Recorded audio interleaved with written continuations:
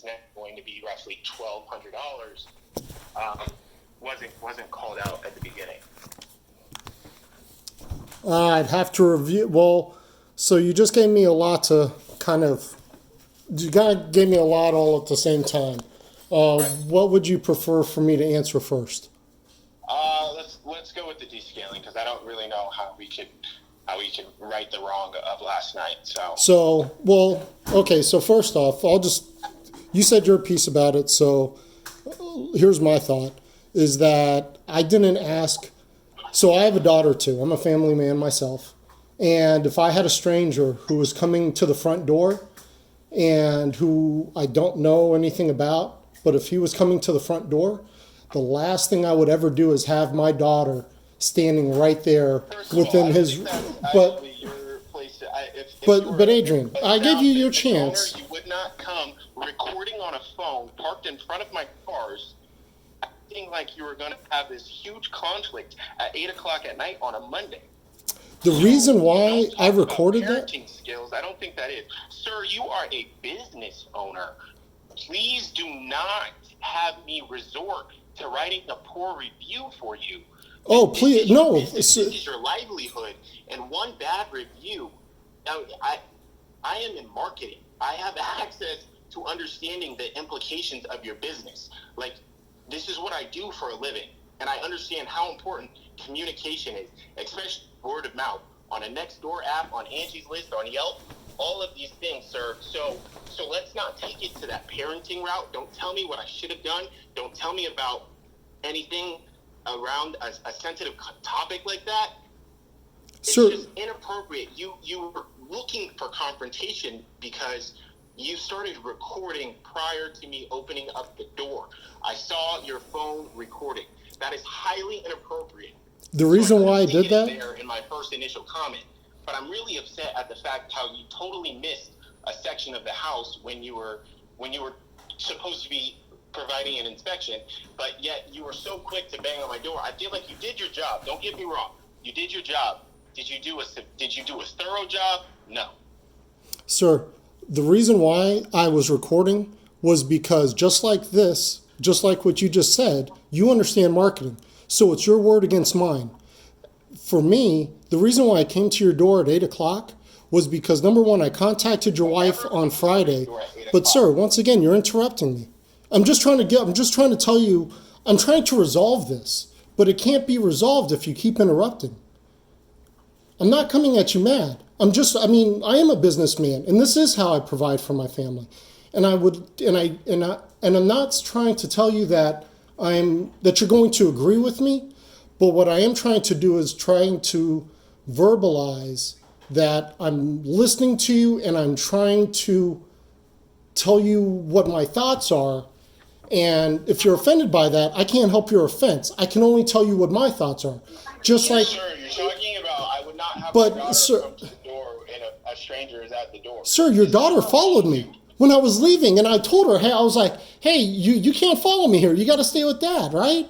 So if you're going to tell me something like that bad, and the thing about it is, I contacted your wife multiple times.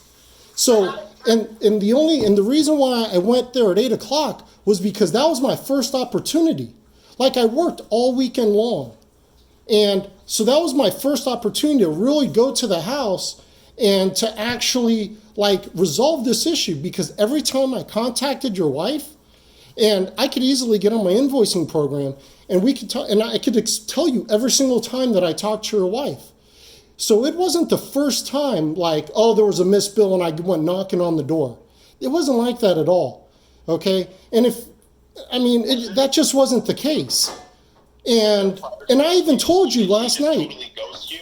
What's that? Did she totally ghost you? Yes. Did she not? So there's no communication at all? Exactly. That's like Friday, I called, I explained it.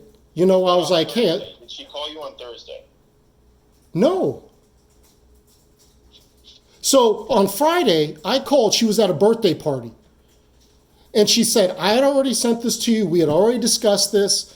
But my records showed that we had talked about it before. I think it was on the 12th. I'm not in front of my invoicing program right now, but it was on the 12th.